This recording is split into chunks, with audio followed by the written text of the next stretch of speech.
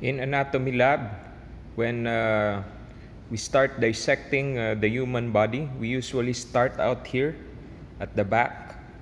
And there are reasons why we start in this particular anatomical region.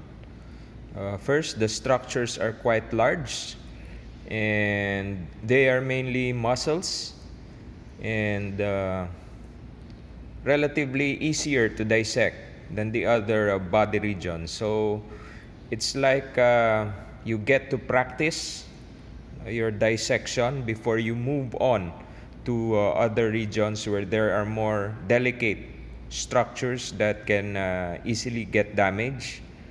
And if you damage structures during dissection, you cannot appreciate and learn from them anymore.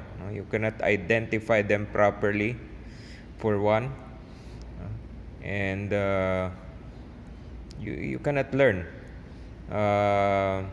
from them anymore. So the skin of the back was removed in sections. Just to show you, I'm trying to put back the skin. For the left side of the cadaver, you can see the muscles were already dissected. Dissection has been done up to the deep layer of muscles. While here, this side, only the skin was removed. You can even see connective tissue deposits. The subcutaneous and the superficial fascia plus deep fascia layer of the back has a thick connective tissue deposit. As you can see, this area is hollowed out. Connective tissue and fats have been removed from that area.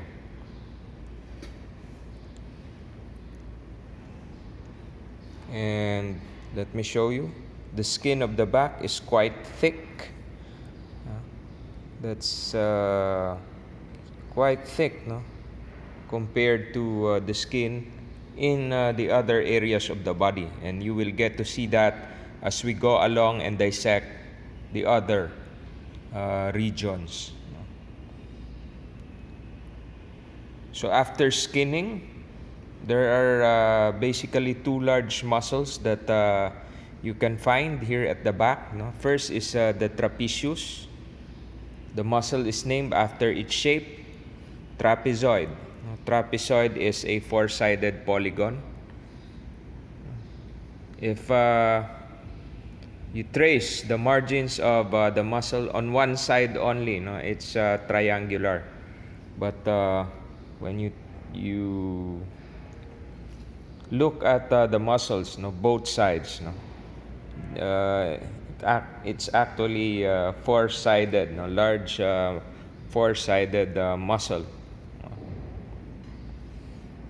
So another large muscle that is found in the back, immediately below the skin, is the latissimus dorsi, right there. So on the undissected side, which is the right side, you can see the upper margin of the lat dorsi right there. You can see the lateral margin. So the muscle down here, this is external oblique, already part of the lateral abdominal wall. So aside from the muscles, in the body, structures can form anatomical spaces. So like we have one right here. Try to look at the inferior and lateral margin of the trapezius, then superior margin or border of the latissimus dorsi. You can see the two sides right there of the triangle of auscultation. So we can see two sides. Where is the third side to make our complete triangle? The third lateral side of the triangle of auscultation is actually formed by the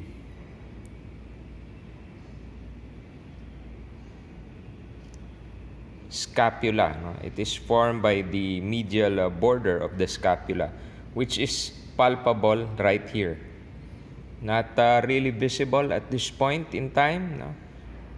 For the undissected side, no? But when we go to the other side, which is dissected, so lateral border of trapezius, superior border of latissimus dorsi, then we can palpate here the medial border of the scapula.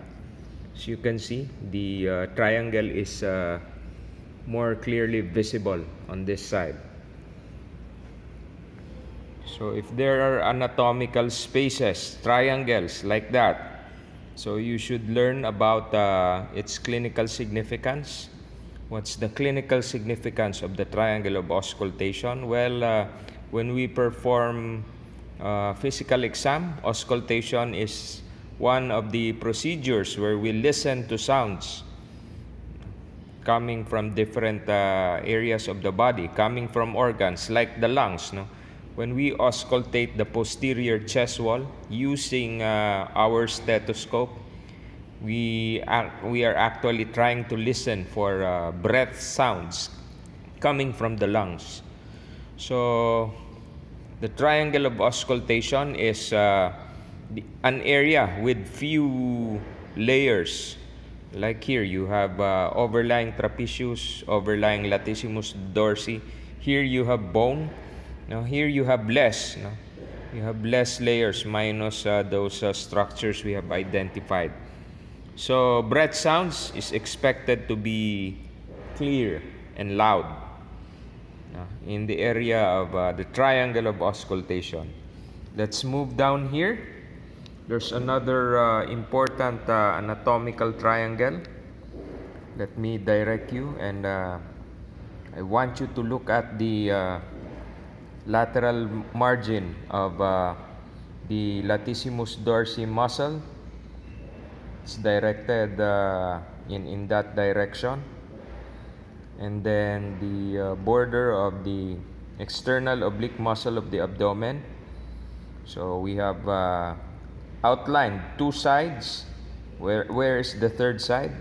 Just like in the triangle of auscultation, the third side of this triangle down here is the superior border of the iliac crest. No?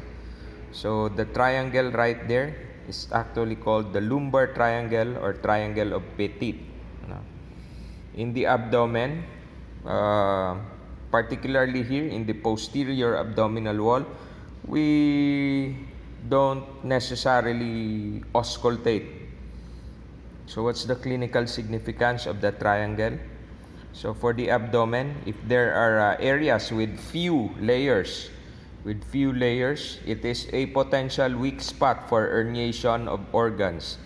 When we say herniation, we are referring to misplaced or organs that are out of place. So this becomes a potentially weak spot for herniation of structures, no, inside the abdomen. Herniation can occur here in the lumbar triangle of Petit, although it's quite rare.